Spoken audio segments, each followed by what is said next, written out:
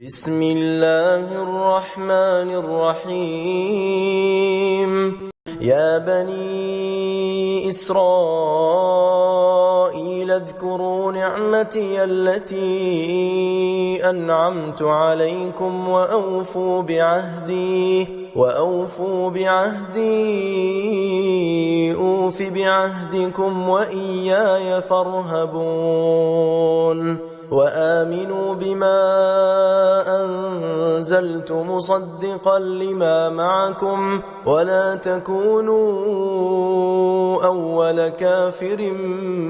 به ولا تشتروا بآياتي ثمنا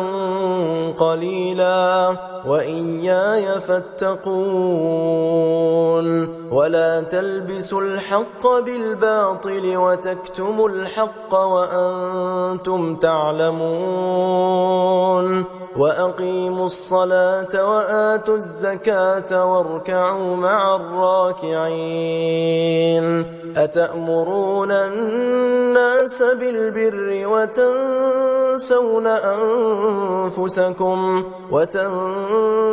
أنفسكم وأنتم تتلون الكتاب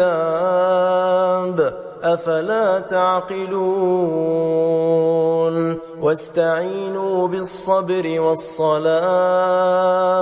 وإنها لكبيرة إلا على الخاشعين الذين يظنون أنهم ملاقو ربهم وأنهم إليه راجعون